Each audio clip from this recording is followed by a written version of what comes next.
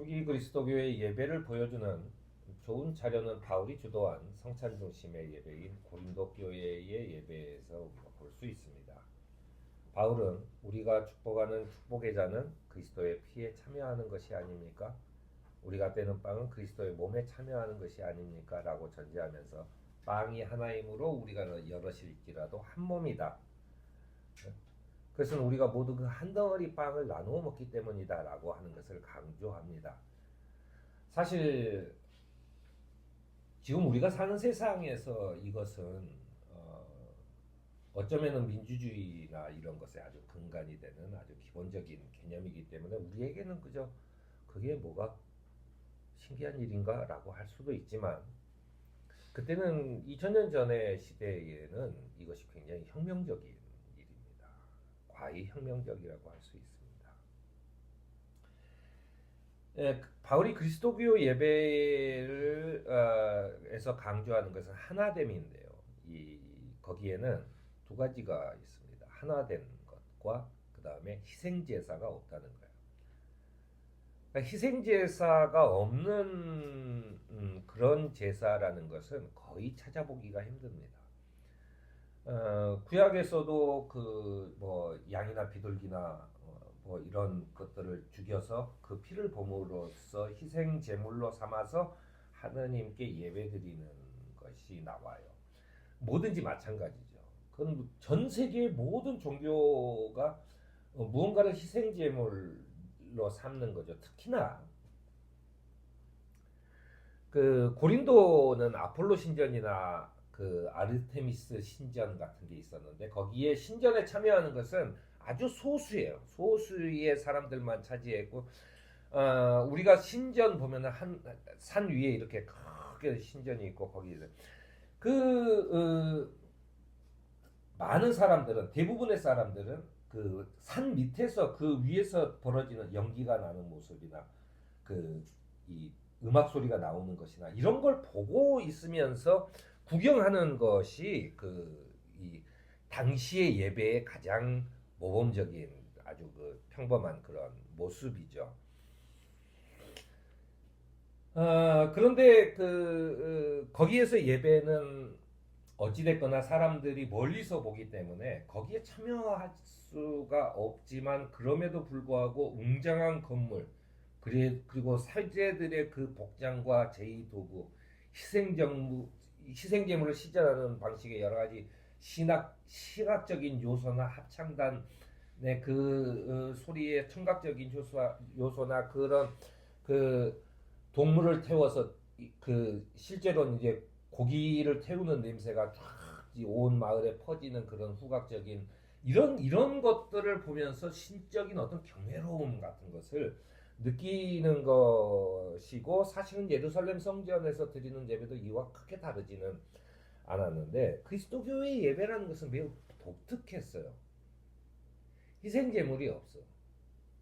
저녁에 자기네들끼리 앉아서 심포지움이라고 하는 그 당시 로마 귀족들이 자주 했던, 그러니까 비스듬히 누워서 그 철학적인 토론을 하면서 이게 저녁을 먹는 거, 그런 심포지움과 매우 유사한 형태의 예배를 합니다. 예배 드린다면서 모두 모여가지고 같이 나눠 먹어요. 우리는 형식적으로 이렇게 작은 그 상징적인 포도주만 찍어 먹지만, 그들은 실제 저녁 식사예요. 그렇게 나눠 먹는 걸 가지고 그들은 철학적인 토론을 한 게 아니라 아침 기도회, 아침에 일어나면 이제 그 성경 말씀을 한 구절을 쭉 읽습니다. 그리고 모두가 그걸 바라보면서 그 말씀을 외워요. 그리고 하루 종일 살면서 그 말씀에 대해서 생각하고, 저녁에 모였을 때 나는 오늘 그 말씀에 대해서 어떤 생각을 했다라고 하는 이야기들을 나누면서 예배를 드리는 거예요. 이거는 사실은 로마인들이나 다른 그 당시의 사람들이 볼 때 저건 예배가 아니라 그냥 저녁 식사인데 라고 말해요. 우리가 성만찬이라고, 성찬식을 성만찬이라고 부르는 것도 결국 거룩한 저녁 식사라고 하는 뜻이잖아요. 공동 식사를 포함하는 그런 대화 모임 같은 형태로 보이는 거예요. 저게 어떻게 예배가 될 수 있을까라고 하는데, 이 예배에는 두 가지의 큰 차이가 있습니다. 제일 먼저는 심포지움과 다른 차이인데, 이 사람들은 당시 비슷한 계급의 사람들이 모여요. 귀족은 귀족끼리 모이고 중간에 상인들은 중간에 상인들끼리 모여서 자기네 나름대로의 그 토론을 합니다. 근데 그 당시에 토론이라는 게 어떤 결론을 내는 게 아니라 사실은 이제 이 고고학적인 발굴에 의하면 그냥 각자 자기 혼자 소리를 하는 거예요. 자기가 들은 이야기들을 하는 겁니다. 서로 합의를 보거나 거기에 대한 뭐 반론을 하거나 이런 것은 거의 없었다고 그래요. 그냥 그렇게 하는 거예요. 그것은 뭐냐면 자기 지식을 자랑하는 시간이에요. 자기 지식을. 나는 여기까지. 니네가 소크라테스를 아냐. 뭐 이런 거죠. 이제 그런데 거기는 굉장히 극도로 계급적이었어요. 그러니까는 우리가 예배 장소에 대해서 얘기했을 때도 거실에는 9명 정도가 앉아요. 그리고 나머지는 전부 다 그 밖에 정원이 있어요. 거기에 그 9명이 식사를 하기 위해서 수없이 많은 요리사와 이 하인들이 음식을 나르고 치우고 청소를 하고 이런 그 시중을 드는 이런 것이 당시 시포지움의 적인데, 이들의 만찬은 그런 게 없어. 그냥 오는 순서대로 앉고 그리고 각자 오는 것으로 먹는데, 그 집주인 매우 부자고 계급이 그 당시 계급으로도 굉장히 높았겠죠. 그러니까 큰 예배 드릴 수 있는 저택을 가지고 있었겠죠. 그런데 그 가난한 노동자들이나 가난한 사람들이 이렇게 와서 앉아 있는데, 그 주인이, 그러니까 귀족이 음식을 들고 와서 나눠주는 거예요. 어떤 사람이 포도주갑이면 귀족이 와가지고 포도주를 더 따라주고 이러는 거예요. 이게 놀라운 일이죠. 쟤네들은 뭐지? 그 당시로서는 이건 말이 안 되는 거예요. 그 귀족이 바보이거나 얘네들이 전부 다 미쳤거나 이런 거죠. 그런데 그것을 솔직한 얘기로 바울이 아주 고집스럽게 그 만찬을 해요. 그러면서 우리가 성만찬할 때 읽는 성경도 복음서가 아니라 바울이 쓴 내가 전에 듣기로는 마지막 만찬을 이렇게 했다고 들었다. 그러니 우리도 이렇게 하자라고 하는 이야기를 우리가 읽고 성만찬을 합니다. 그게 뭐냐면, 당시에는 평등을 지향한다고, 이제 우리가 지금 철학적으로 보니까 이제 평등을 지향하는 거죠. 그래서 뭐 처음 교회가 예배의 빈부의 갈등 문제를 딛고 일어섰다. 여성의 발언권과 리더십 등 같은 것들에 대해서 전혀 문제 삼지 않고, 그래서 여성들을 위한 뭐를 했다라고 우리는 지금 평가할 수 있지만 그들은 그게 별로 중요하지 않았어요. 중요한 게 뭐냐? 그들이 거기에서 그 사회적으로 민주사회 또는 여성의 참정권 또는 노예제도의 철폐 이런 것들을 위해서 그런 게 아니라, 바울이 주장한 것은 오늘 여기 이 만찬에 참여하는, 이 예배에 참여하는 모든 사람들은 예수님의 친구고 주님의 자녀라는 거예요. 그러니까 사회에 나가면 당신들이 뭘 하는지 몰라도 이곳에 있는 한은, 같이 나누어 먹는 한은 이 자리에서는 우리는 형제요 자매다라는 거예요. 우리는 그리스도의 자녀들이고 또 하늘나라의 시민권자가 된 사람들이다. 그 시민권자를 강조한 것은 아마도 바울이 로마의 시민권자였기 때문에 받는 그 엄청난 혜택들, 여행을 하면서도 그런 것들이 우리가 로마의 시민권자도 이렇게 많은 혜택을 받는데, 우리가 하느님의 나라의 시민권자라면 우리는 이 세상에 부러워하지 못할 그 누구도 부러워할 만한 그런 어떤 혜택이 주어지는 게 아닌가라고 하는 이야기들을 빗대서 하는 거예요. 그래서 뭐냐면, 이 당시의 예배는 무조건 하나됨입니다. 우리는 하나다라고 하는 거예요. 당신이 지금 어떤 옷을 입고 있고 어떤 지위를 하고 무슨 일을 하든 아무 관계없다. 그것은 하나님이 당신들한테 주신 직업이고 당신들이 하고자 하는 일이고 당신들한테 주는 기회다. 하지만 여기 안에서는 전부 다 형제요 자매다라고 하는.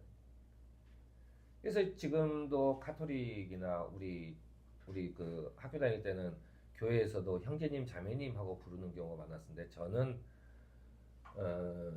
그 형제님 자매님을 자꾸 잘 안 부르는 게 이 형제님 자매님 그 형제나 자매라는 말은 제가 그랬을 때도 그건 관계에 대한 이야기지 호칭은 아니거든요. 그래서 나는 좀 어색해요. 그래서 별로 이제 부르지 않는데 아무튼 그 형제 자매 그 우리는 형제 자매지만 그 당시에 그 언어로는 뭐라고 부르는지 모르겠죠. 아무튼 그 형제 자매라고 하는 그런 인식이 강했다는 겁니다.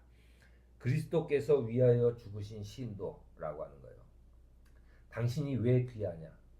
당신을 위해서 예수가 죽었기 때문에 당신은 진짜 귀한 사람이라는 거예요.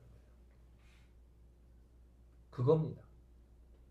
바울이 그 사람이 뭘 하든 노예든 귀족이든 아무 관계없이 당신이 귀한 이유는 그리스도께서 당신을 위해서 죽었기 때문에 당신은 정말로 귀한 사람이다라고 하는 이야기를 하는 거죠. 그래서 그리스도교의 예배는 예배 자체가 중요한 게 아니에요. 그들은 예배 자체가 매우 중요했습니다. 예배 시간 그리고 그 신전에서 벌어지는 그 화려한 그런 것이 중요했지만 그리스도교의 예배는 그게 중요한 게 아니에요. 예배 형식이 중요한 게 아니라 당신들이 지금 예배를 드리고 있다는 거예요. 왜냐하면 그리스도께서 바로 당신을 위해서 죽으셨다. 그런데 네가 얼마나 너를 대신해서 그리스도께서 죽으셨어. 예수가 죽었어. 죽은 이유가 뭐야? 너를 위해서 죽은 거야. 응? 라고 하는 겁니다. 그래서 네가 가장 중요한 거예요. 예배자가 가장 중요하다는 거예요. 예배자가. 우리는 영과 진리로 예배드린다라고 했을 때 이제 우리의 동양적인 사고 같은 게 있죠. 그래서 영과 진리로 예배드린다고 하는 것이 우리는 좀 다른 개념인데 당시에 왜 영이라는 말을 썼냐 하면은 그리스도의 그 합리성이라고 하는 것은 그러니까 영과 진리로 예배드리는 매우 합리적이고 이성적으로 예배드린다는 거예요. 우리하고는 정반대죠. 우리는 영적으로 예배한다고 해서 약간 비몽사몽하는 그런 데서 그 신비한 걸 바라보는 이런 것처럼 생각하지만 당시에 영과 진리로 예배드린다고 했을 때 그 영이라는 것은 매우 합리적이고 이성적인 거예요. 왜냐하면 무언가를 선택하거나 생각할 수 있는 감각은 동물도 있다는 거예요. 그런데 인간은 그런 동물이 가지고 있는 어떤 그 뇌의 활동, 선택의 어떤 그 기준 이런 것들을 뛰어넘는 어떤 것이라는 거예요. 그 합리성을 넘어서는 것을 그 당시에 영이라고 표현하는 겁니다. 그게 그래서 인간만이 영을 가지고 있다. 그게 이제 그 중세 이후까지 계속 그 인간만이 영을 가지고 있다는 것이 이제 철학적으로 계속 옵니다. 아무튼 그런 거예요. 그러니까 우리가 영과 진리로 예배드린다고 했을 때 막 갑자기 예배드리다가 갑자기 그 어떤 신비적인 걸 경험해가지고 갑자기 랄랄라를 외치면서 막 날뛰는 것이 아니라 굉장히 합리적인 나는 내가 생각하기에는 이랬는데 어느 날 갑자기 이거구나 라고 자기 머릿속에 들어오는 엄청난 뇌의 그 깨달음 그런 것이 영과 진리로 예배드린다는 거예요. 그런 것을 표현하고 싶었던 거예요. 영과 진리로 예배드린다고 했을 때 그랬을 때 그 말도 뭐냐면 우리가 영과 진리로 예배드린다고 했을 때는 예배자가 중요한 게 내가 여기에서 진짜로 나를 위해서 예수님이 돌아가셨구나 라고 하는 것을 깨닫는 순간이 되기 위한 어떤 그 기도와 그 찬양과 여러 가지 과정을 통해서 내가 중요한 거지 우리가 같이 이렇게 예배를 드렸어라고 하는 것이 중요한 게 아니라는 거예요. 그래서 바울은 여러분의 몸을 하느님께서 기뻐하실 거룩한 산 제물로 드리십시오라고 하는 거예요. 뭐냐면 우리의 예배에 제물이 없는 것은 예수 그리스도께서 그가 살아있는 제물로 당신의 목숨을 바쳤고 이제 우리의 예배에서 우리도 우리의 몸을 우리의 이 예배의 제물로 바쳐야 된다라고 하는 거예요. 그래서 산 제사가 되는 그런 산 제물이 돼서 산 예배가 되는 그런 예배를 여러분이 드릴 합당한 예배라고 강조를 하고 있습니다. 그러면서 바울은 마지막으로 이렇게 권면합니다. 이 시대의 풍조를 본받지 말고 마음을 새롭게 함으로 변화를 받아서 하느님의 선하시고 기뻐하시고 완전하신 뜻이 무엇인지를 분별하는 그 영, 분별하는 것, 바로 그것이 사실 우리가 늘상 예배 시에 새겨야 할 천사보다도 귀한 내 이 목숨을 위해서 나를 위해 대신 나를 위해 죽으신 그리스도께서 우리에게 주시는 큰 선물이다 라고 하는 것들을 깨닫는 그런 예배자가 되는 저와 여러분이 되기를